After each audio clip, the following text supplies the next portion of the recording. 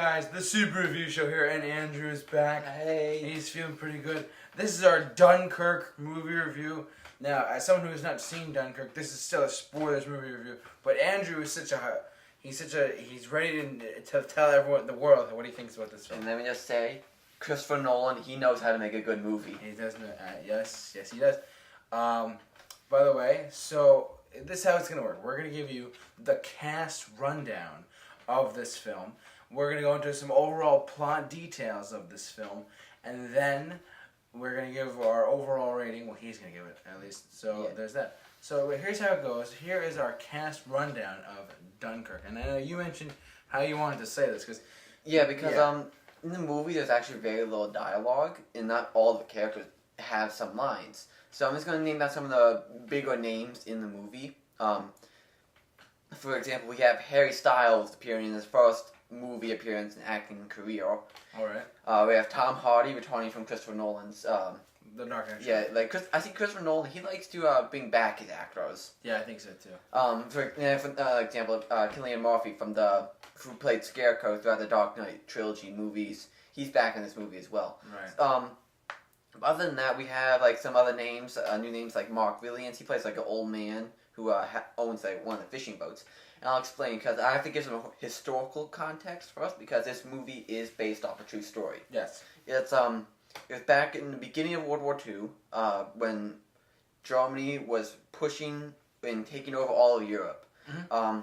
Allied forces like British and French were pinned down and stuck on this beach in Dunkirk. Okay. And they could not go anywhere. About over 300,000 soldiers were stuck on this beach.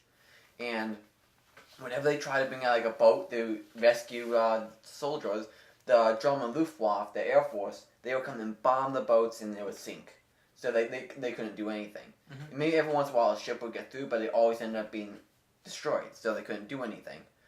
So then the regular people over in the UK, the British, regular people with regular boats and fishing boats, mm-hmm. They all got together and went all the way down to Dunkirk and rescued every single soldier off that beach. All 300,000. Wow. So, after you have a historical context, let me get into the movie. Now, as I said earlier, there's very little dialogue in the movie, and that's actually a good thing. Because what Christopher Nolan does, and with the help of Hans Zimmer, his musical score, of course, the music in what he shows and what you hear in the movie really is the dialogue you need to see. It's the imagery in this movie is fantastic, and the sound design is amazing. It's also, the storytelling might be confusing to the average moviegoer. It tells three different stories at once. Now, these stories take place over a different time frame. Really? You introduce them one by one in the beginning of the movie. It says, number one, the soldier. It says 1 week below that. Okay. His story takes place over a week. Say, it starts on Sunday and ends on a Saturday. Right, okay. Okay? And this is number two, the sailor, 1 day. His story starts on Saturday morning and ends Saturday night. Oh, jeez, yeah. Okay. And then number three, the airman, 1 hour. No. His story takes place in just 1 hour in real time. Yeah. Now the thing is, these stories are all going at the same time. Oh wow. So some may feel wait, why he was just over there, or why is he here now? Something like that. Because, for instance, one such example, the soldier and his friend, they get onto his boat, this rescue boat, and they're on sail to back to the British mainland. And then they get attacked by a German submarine, and they end up sinking out. It's nighttime. But then it immediately cuts to the old man on his boat, and it's daytime. And I'm okay, maybe they skipped night. No, but then it cuts back to the soldier, and it's still nighttime. Okay. So it mixes up the storytelling, but in the end, it all converges on the same point. Really? With the main soldier being rescued by the old man, okay. And then was covering fire from the airman. Going over. I didn't really what really stood out when I realized, oh wait, it's three stories being told at the same time. What really pointed out for the airman to say, right. There are three planes in total, 3 British Spitfires. And you see early in the film, one of them gets shot down. Right. Alright? And also, but like, before that, we see him fly over the old man's boat in the middle of the ocean. Okay. The British Channel. So all three fighters fly over, but then one of them gets shot down, like later on. Like, so now it's two planes. But later on in the film, on the old man's boat, we see three British Spitfires fly over. Wow, okay. So it goes a bit back in time. Now you see from the old man's perspective, and then later on we see from the old man's perspective, we see two planes. So then it kind of mixes up, and then one of the planes gets shot down, and the old man actually rescues the pilot of that plane. Really?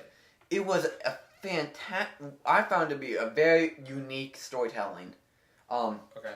And as I said before, there's very little dialogue, and Hans Zimmer just beats out again with that the musical score. Right. The music in this movie just adds suspense all on. Like, I don't think there was a moment when I kept on hearing like in the trailer, you know, from the trailer of the movie, there was like that stopwatch ticking noise. Yeah. That was playing. That was constant throughout the film. Wow. It just added suspense to the. It was not for me. I was not like losing interest in this movie at all. I was like that, along with the imagery that was shown from Christopher Nolan, and what we heard like for the sound wise, it was breathtaking to behold, really. But then like one of the most like some of the major parts of the movie is when there was no sound. Like the music would cut, and like then something was going to happen. Okay. Now, for acting wise, I would say Harry Styles, like for instance, he's first time doing an acting portrayal. He did actually a pretty good job. Yeah. I was kind of hesitant, like, oh, One Direction guy, he's not gonna do good. Oh yeah. He was a pretty good character. You said he was in One Direction before? Yeah, he's a One Direction member. Oh my god! So wait. Okay, so they have like so it's one of those first timers. Yeah, it was his first movie he ever appeared in. Okay, but. Because I've heard his name before. I'm like, wait, are you sure he's never been in a movie before? I was like, wait, Harry Styles. Yeah, he was in One Direction. But he did a great job in his acting, and I thought the acting in general was great with the movie. Yeah, I mean, I as someone who can confess to say that he's not seen this movie, I think we're looking at like a movie commentary coming up. Maybe it might be a little. Yeah, because... What do you recommend? I recommend you go out and see this movie when it's still in theaters. There you go. Cause it's I give it like a 9 out of 10. This movie was fantastic. Wow, that's up there. If Star Wars wasn't coming out, like last time it wasn't coming out this year, this was my favorite movie of 2017. Wow, that's... You heard it here first. Let's see how it holds up, though. You know, right? Because, I mean, like, you look at a lot... I mean, I can only judge it on what I've seen of the trailers. And what I can say is, as someone you are a Nolan fan. I'm a Christopher Nolan fan, boy. Yes, you are. I am not, but what I've seen this trailer and what you just described to me, yeah, I want to go out and run out and see this right now. I better see it before it leaves. Now, to some, the storytelling might be a little confusing, but I was really interested by this storytelling. Would you say that the order, like, if no one knew who Christopher Nolan was, if someone didn't know who they were, and someone didn't know like who Hans Zimmer was, do you think they would still feel all those aspects that you described? All the suspense and all that stuff? All the suspense and all that? Yes, 100%. Okay, because... I mean, as someone who has seen Nolan films before, and as someone who has seen a lot of Nolan films before, like much more than me, you obviously can tell me that, because I'm your friend, but you can tell me that, hey, this movie, based on everything you described, it has build up, you didn't feel dragged on, it wasn't a waste of money, you felt that it really clean cut, a solid film. Yes, and it was very accurate to the real life event of Dunkirk. Really? Oh, really? Like, yes. Was it like...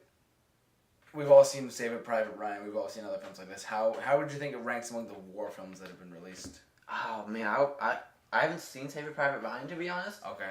But or even like Full Metal Jacket. These classics. I would. Do you think it'll be a classic? It will be a classic. Okay. I can safely say it will be a classic. Okay, it'll be like the new era of war films, I guess, has come.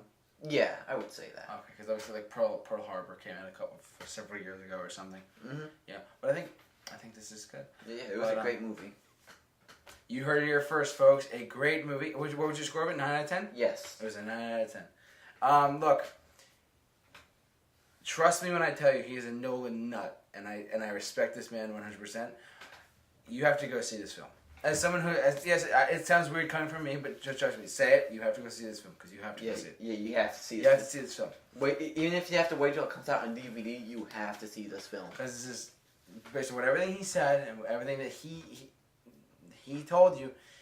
It's worth your money. It's worth your wait, and you'll have a wonderful experience. Say, hey, maybe I want to go see that again, and you have to look back, buy the Blu-ray. Next, you know, you have it. It's forever in your memory. But anyways. That has been our Dunkirk movie review. I'd like to thank Mr. Andrew for being here today and for his knowledge of Dunkirk, the real battle, and the movie itself, and all of the Nolan films before us. Long live Christopher Nolan. Anyways, thank you very much, guys. Thank you very much for watching this video. If you like what you see here, subscribe to this YouTube channel for all of your movie reviews of 2017. We've done a lot more than I thought we would, actually. We've done Life. We did Kong. We did so many that have come out this year. And so many more to come. And so many more to come. I'll keep you guys updated on what's coming up next on our list. But anyways, if you like what you see here, subscribe to the YouTube channel, like us on Facebook, follow us on Twitter, whatever you have to do. But for all of your movie reviews and Dunkirk and maybe movie commentary soon, keep locked to the Super Review Show. Jamie off to work, and Mr. Andrew.